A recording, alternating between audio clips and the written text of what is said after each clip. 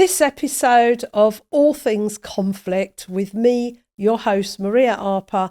I'm pleased to bring back my old friend and confidant, Paul Baker. For those of you that haven't seen Paul's other episodes, he's been with us 3 times so far. He is a philosopher and the developer of a process and system called Systemic Win. And for this series called Justice Redesigned, I'm inviting Paul to talk about, when things go wrong in our systems, when we get involved in scandals and cover-ups and, when justice is just not served. So I'm excited to hear how Paul sees and views the things we might do instead. So let's begin.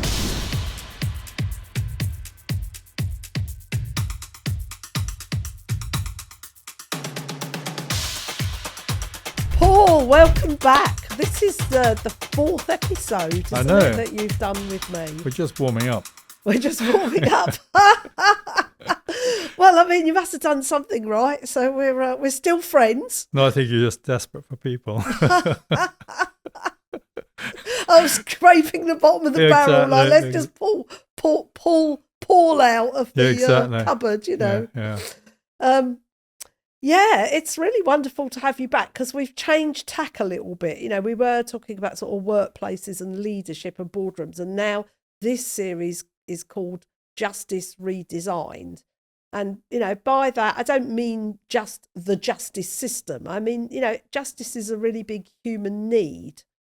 And I wanted your take on if, for those people that haven't listened to your previous episodes, and I recommend they do, you develop something called Systemic Win, which is a philosophy and a sort of call to action for us to be able to do things differently. Maybe you could just take a minute to speak to that and then I'll pick up. Oh, and by the way, have you noticed that you've got a much better chair this time? Yeah, finally. I mean, for those of you that are just listening, Paul's always been moaning about the quality of the chairs. So this time we're in a different part of the studio with armchairs instead of stools. The things you do for me, Maria, it's wonderful. Brilliant. Yeah, over to you. Yeah, so the idea of systemic win, in some ways, it's an antidote to the thing we really don't want. So what we don't want is how I respond to you upsets you. You then do something that upsets me, and things get worse and worse, and it gets worse for all those around us. So rather than saying, well, how do we avoid the things going wrong? Say, well, what's it going right? And things going right is I bring out the better in you, you bring out the better in me. People around us appreciate it, improves the environment. So it's all about how do we move in the direction of the better and away from the worse. So it's a philosophy, but it's also very practical. Thank you. Yeah, that's a great summary.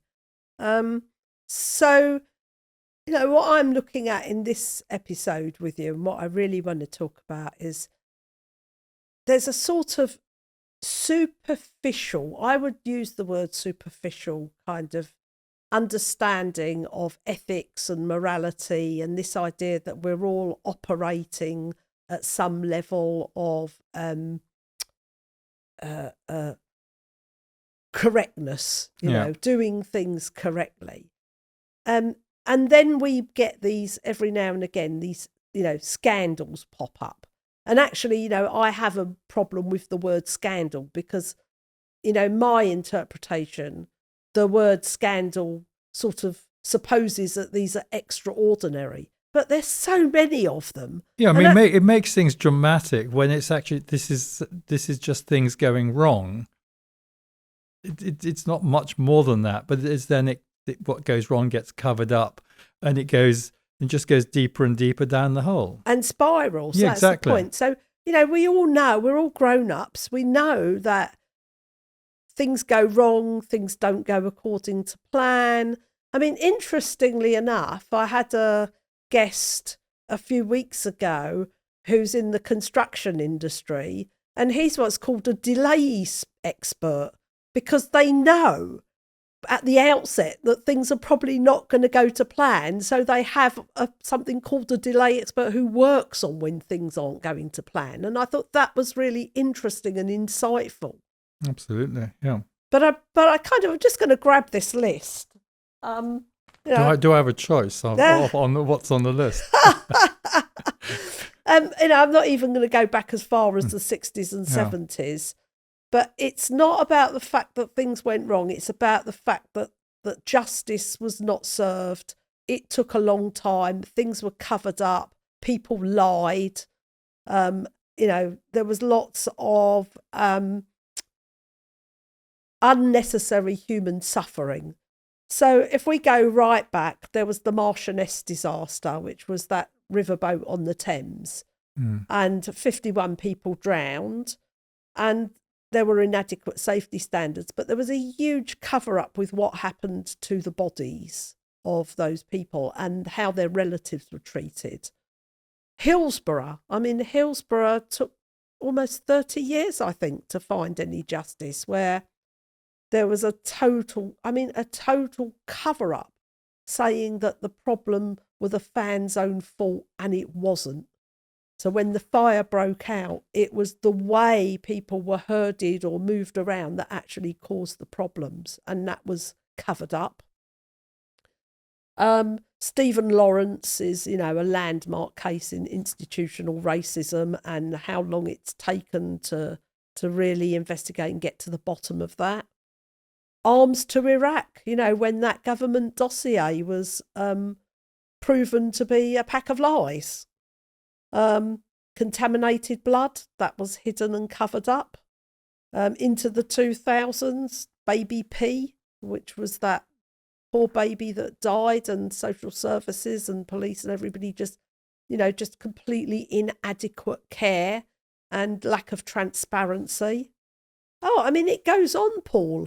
The phone hacking scandal, when the News of the World were just hacking into people's phones. I mean, these are all just lies and cover-ups.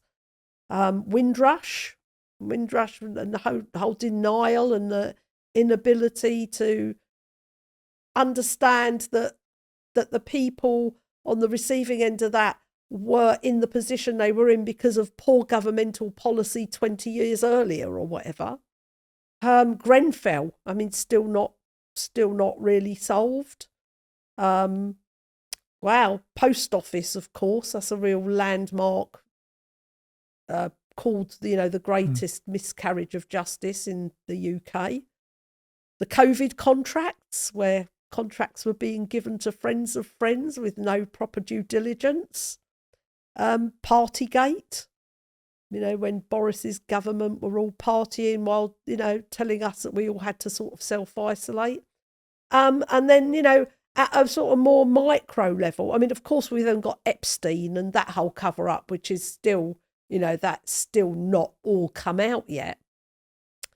And then, you know, I was really interested recently in a lawyer. I think he's in his 50s. He was quite new to law, and he didn't reply to a client email. And then instead of owning up that he didn't reply to it, he went into the system to erase it from the system. And then obviously that left a track or a log somewhere, and it was discovered that he said that he didn't receive it, but it was discovered that he'd actually erased it. And it really, you know, I mean, that's just a guy who got caught. These things are going on daily. And it was really sad for me that, you know, what is it in our systems where we can't just be human, that we can't just admit that we failed, you know? So, you know, that was quite a long list. And there's more, you know, much more. But I just want to get your take. You know, I'd love to just hear you, Paul, on the sadness of this and our loss of humanity. When we run businesses, you know, we know that there are going to be unpredictable disruptions and threats and challenges to running any business. And what do we do in the face of those challenges and disruptions? Do we ignore, do we avoid, or do we sort of just run away from it? In my time working with businesses and senior leadership teams, what I've discovered is actually the biggest threat to progress and growth and development is often the internal conflict and the internal tensions and the poor communication between team members or even in the boardroom. Internal conflict on its own is harmful enough. And when you combine that with external threats and pressures, it becomes a real existential threat to a business. So once a year, I open up an annual dialogue roadmap training specifically to help people in leadership positions develop the skills of conflict resolution, dialogue, compassionate communication in order to be able to handle these kinds of disruptions with elegance, with grace and with precision. Anybody in a line management or leadership position needs these skills as second nature, as something that you develop and that you can walk into any situation and know exactly what to say, how to handle it, and be a safe container for all the people around you that are relying on you or depending on you. So if you want to know more about this training, and it's only once a year and it is limited, click the link on the show notes below the episode if you're listening on audio, and if you're watching this on video, just click on the link below in the episode description. And I look forward to hearing from you, and I'd be more than happy to open a conversation if you think this might be for you. Thank you. Yeah, I think the first thing is because if you make a mistake, you get punished. And no one wants to be punished.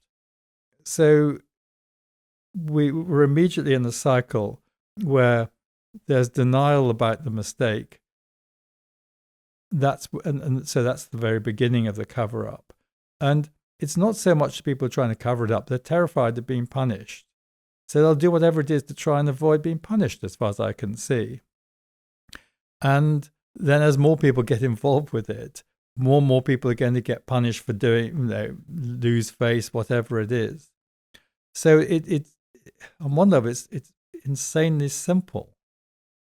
That if you know you're going to be punished, well, of course you're going to try to avoid getting punished, and people will do all sorts of crazy things. So that's, to me, the real essence of it. And life is nothing but mistakes. And the main thing is, do I learn something useful from the mistake? And more important, do those around me also learn? Because if I can learn from the mistake you made, I don't have to make the mistake. I sometimes conduct funerals, and everyone wants to say about how wonderful the person was. And I say, I'm trying to help the family make a really meaningful funeral. And I'll say, are there any mistakes that you could say his suffering was worth it because we all learnt from the mistake, rather than just cover it up and pretend he or she was completely wonderful. And you could say his mistakes, his suffering, her suffering was in vain because we haven't actually learnt from it. Thank you. Yeah, that's really insightful. I think there were two things that I got, perhaps three actually. And the first was, if we know we're going to be punished, and we all know that punishment hurts, then we're going to do everything we can to avoid being punished. So yeah, if things hurt us, it is a natural human reaction to avoid things that hurt us. And the second thing was the fear of shame, feeling shame or being publicly humiliated.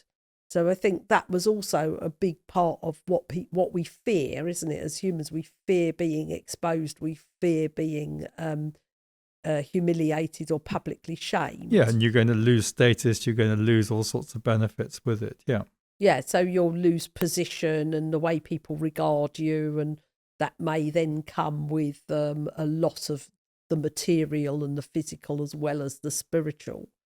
And then I think the third thing was really around that we haven't set things up in order to be able to say, I do some things really well and some things I'm not so good at, and some things, are just going to go wrong because I'm human, because we're human. And I think where we could go with that is things are going to go wrong and people are going to be affected. And rather than focusing on the person that got it wrong and how they're affected, of course, we can look at, where people have lied and cheated and covered up and all of that. But a better focus is who's been harmed and how are we going to repair that? And what's the person who sort of lied or cheated, what's their role in contributing to the repair process? Am I dancing in the right place? I think so. I mean, I have a thing that I say, what's the end of a conflict, or what's the end of one of these things? And it's, lots of people talk about restorative, just get back to things being okay. Well, how about actually we should be getting to somewhere better? So that's really fundamental. I mean, people talk about restorative justice, I'd say, or retributive justice, but we need generative justice. We need to be moving in an even better direction.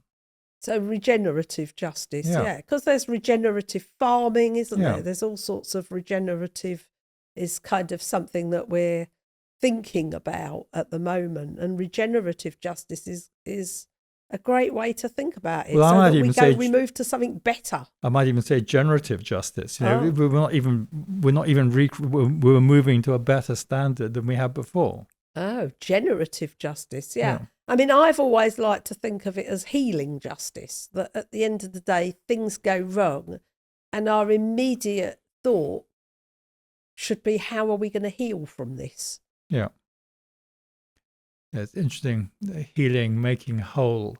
And I suppose it's also perhaps even improving our idea of wholeness. I mean, one of the things go wrong because you could say of the law of unintended consequences. Things are more systemically complex than we normally factor in. So you can have wonderful intentions, and yet, despite that, things go wrong.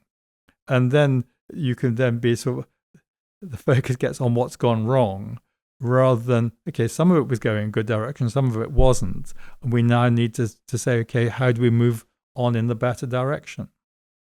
Yeah, so the question is, we accept that things are going to go wrong, and instead of going, oh my God, how am I going to cover this up? I'm going to, it's going to be terrible and I'm going to be vilified or lose my job or, whatever it is.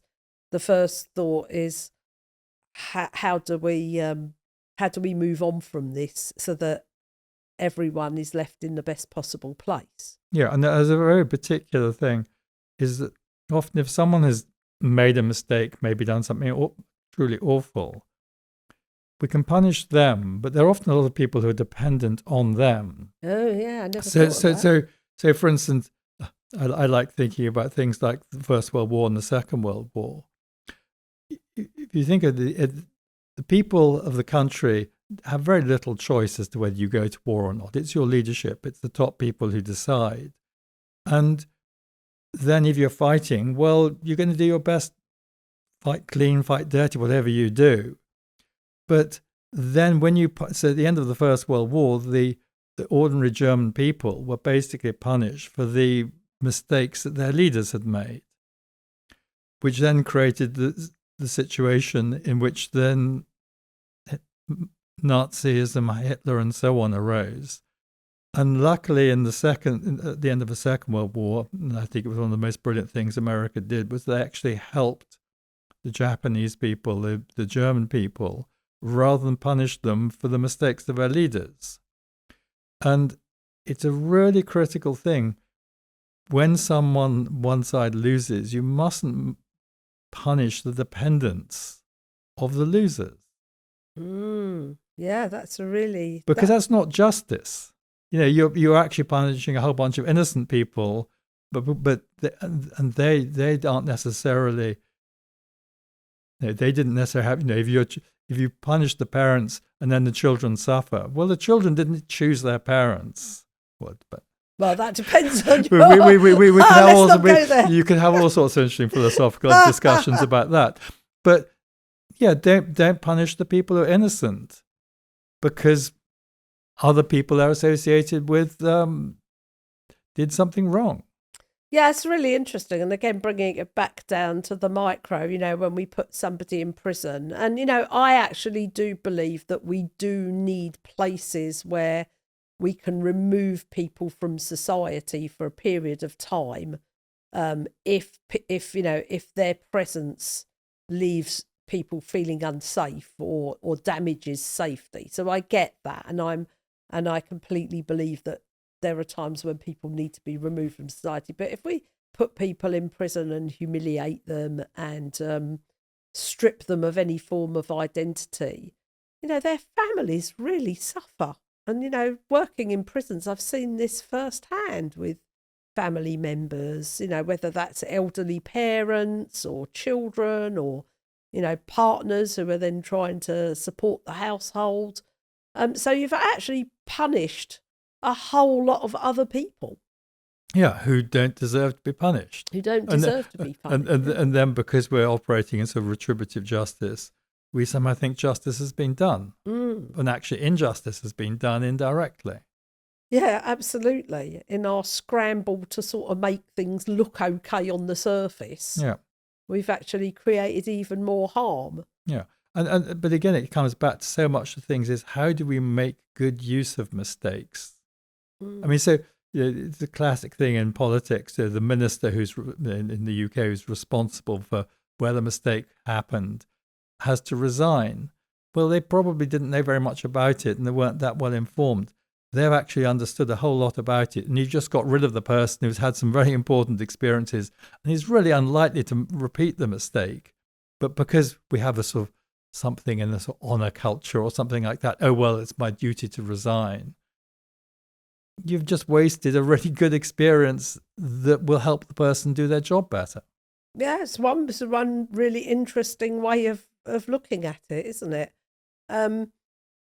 I suppose, but I guess I want to just challenge that a little bit, because mistakes happen, someone resigns, that's one thing. Mistakes happen and there was no oversight, or they were, turning a blind eye, or even involved in the cover-ups and the deceit, then we have a whole nother issue. Absolutely. Well, I mean, that's just compounding. Yeah. You could say all of these things are different ways of increasing systemic loss. Yeah.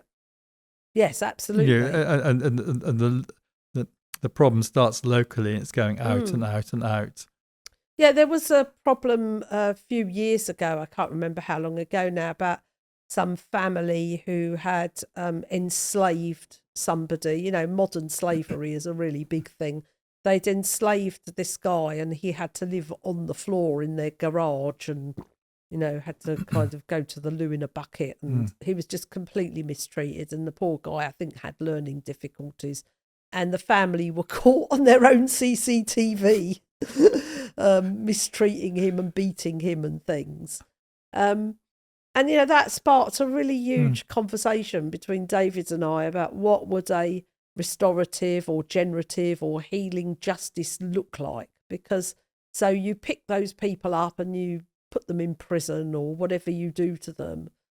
And that guy still has to carry on living. So, I'd love to hear, I think what I'd love to hear from you is how systemic win, and, how would you kind of look at these kinds of micro situations before we get on to some of the bigger stuff? I think it always comes down to a personal relationship. Am I doing well with you and you doing well with me? I was talking to a friend the other night, and I've had a long friendship, but we often find each other quite difficult to talk to. Oh, I'm surprised. It's not just you, Maria. It's not just me, is it? God, we're doing really well covering up all our arguments in this podcast. Yes, we're pretending we get on so well. Exactly, yeah, exactly. But I said to her, it would be really useful if we both pay a bit more attention to when we start to feel the conversation isn't quite going okay. And rather than asking the other person, is the conversation going okay for you? To say, I'm just wondering how well the conversation's going for us. I noticed, if sort of 5 was just traveling steady, well, it feels like we're more on a sort of 4. How's it going for you? Because if I just say, is this okay for you? I'm just an interrogator. You've got no idea where I'm coming from. So it feels very important to start, first of all, sort of look inside, but then it's sort of looking inside both of us. So anyway, but it was fascinating. It took me a long time to get her to actually hear what I was trying to say. So, yeah. That's good, but I still want to. I'm still not sort of satisfied with that really as an answer, because that's okay if we come into this as peers, or if we come into it in an employer-employee situation where there's a wraparound of employment law, where there are already protections in place. Because if the conversation's going badly, you're free to leave, or I'm free to leave, or we can end the relationship. We have options. But if I go back to this kind of slavery situation where somebody just totally dominates the situation and leaves somebody or exploits their powerlessness, and those things do happen in the world, and are happening as we speak. How do we call those people, which society calls perpetrators? How do we call those perpetrators to account? I guess this is one of the fields of restorative justice, where you create the conditions in which the person actually has to experience what it is that they're doing, what's happening with the other person as they do whatever it is they feel like doing, and to also step into the other person's shoes and to begin to imagine if that was happening to them, how they would be dealing with it.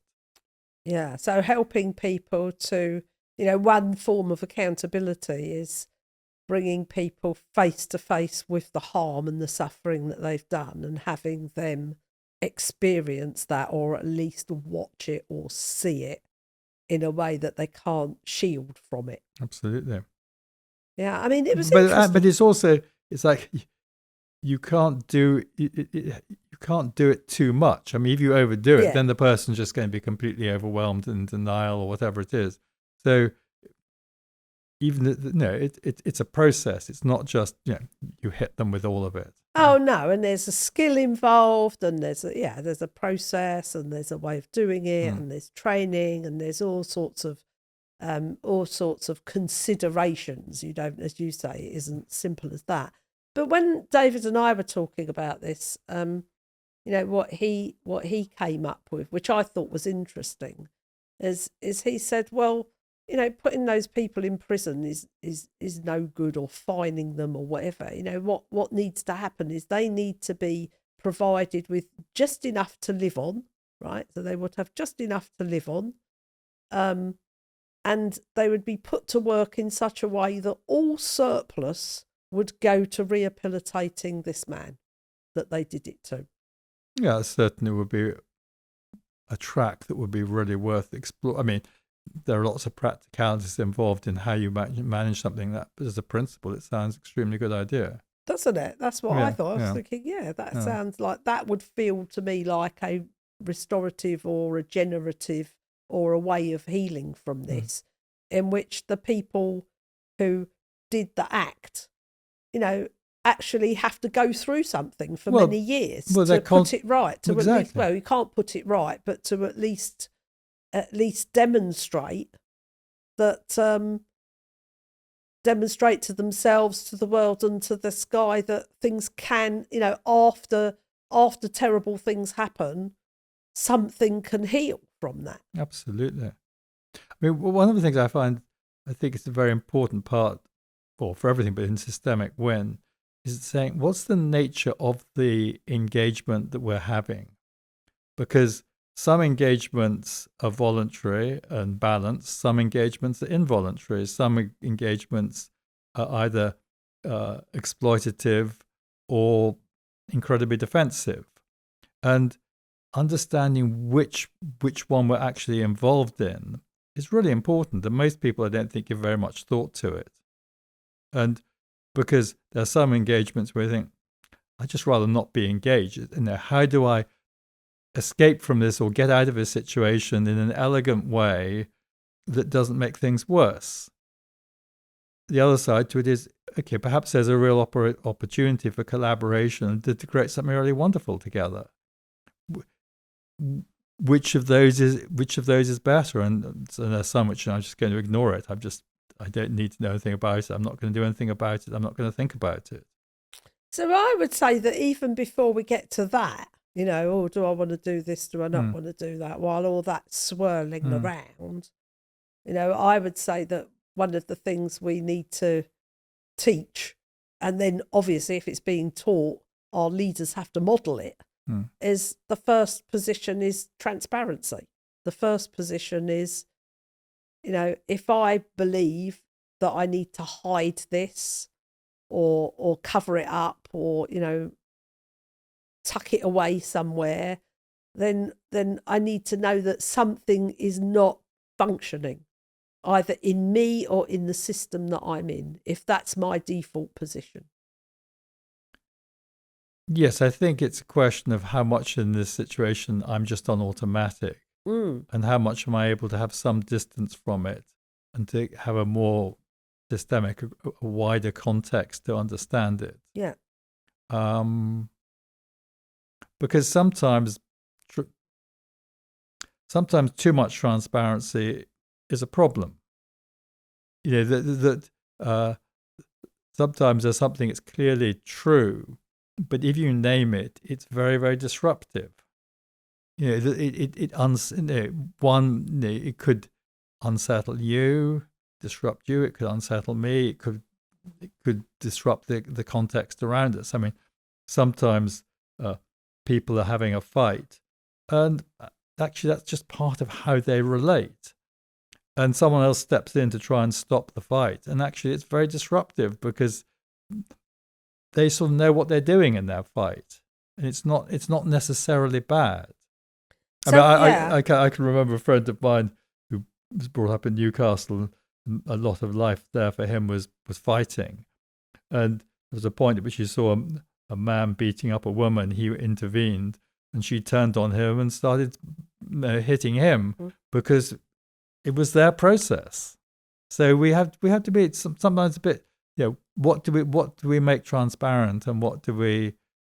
There's a wisdom in how we use transparency. Yeah, so I'm not saying that every conversation has to be transparent of course or everything. Well, I guess where I'm going is, I mean, if I refer to the post office horizon problems, and again, I don't want to use the word scandal because it sort of says. Well, it was a totally appalling event, which is still absolutely current, with loads of people who've had their lives ruined by it, and it's terrible. But what was fascinating for me was, we can look at the leadership and their desperation to ignore. So they were denying, avoiding, ignoring, and then when it became clear that there was a problem, covering up, and involving so many people in that cover up. But even when you got down to the help desk, where post office sub postmasters were calling up and saying, I'm having a problem with this system, and people who probably being paid minimum wage, were given a script and told to say, you're the only one this is happening to. You're the only person. Yeah, when they've said that several times. Said it more than once. Yeah, it's right. Yeah, I mean, so what have we done? That's what I'm saying. What have we done where we can actually persuade people to say that more than once? When you've said it 20 times, not go home and go, this is not okay. And I know we've got these things called whistleblowing policies, but are they working? No. Well, the problem is most whistleblowers pay a very high cost for their whistleblowing. Yes, that's true. Yeah. And then some whistleblowing, of course, is just vexatious. Yeah. It's still hard to find the balance. And maybe it is all about we're all flawed. systems are flawed. There is no way to sort of make it perfect. But I definitely have this sense that there has to be a better way than there has to be something that we're doing in society where the idea that you can lie, deceive, cheat and cover up is so common. Yeah, no, well, nature does lots of lying and deceiving, but you have to do it wisely. You can't do it stupidly. And I mean, because I suppose what I think is, in any situation, there is always a better, and there's always a whatever it is. You can carry on the path you're on, and on one side there's a worse, and on another side there's a better. And do we make the choice to say, okay, am I so sure that's not going worse, just because it seems like a good idea in this moment? And what is really required to turn towards better, not just carry on with business as usual? Oh, well, now you've opened up a whole nother thing, because better or worse for who? Because if I'm looking at better or worse just for me, then that might lead to one set of choices. If I'm looking at better or worse, I mean, I've done some things with groups of directors before, and it's interesting to remind directors that their duty of care is to the entity, to that business, to that organisation, to that limited company, or that that entity, and it isn't towards their own personal preference. So better or worse for who? And I think that that's where perhaps our education system could do with a bit of an overhaul. Well, I suppose you could say, in something like NLP, they'd say there are three positions. There's the first position of self, there's the second position of other, there's the third position of sort of an outsider viewing it. I mean, I would say self, other, or context probably is a better way of it. It needs to be better for all three. Yes, and so when you have an education system where children are on their own track to pass their own exams, and actually helping each other to pass an exam is discouraged or called cheating, I mean, that sort of says, isn't there something fundamentally kind of flawed in that? And then saying, but you're going out into a place called a workplace that's a community. No, it's bizarre, isn't it?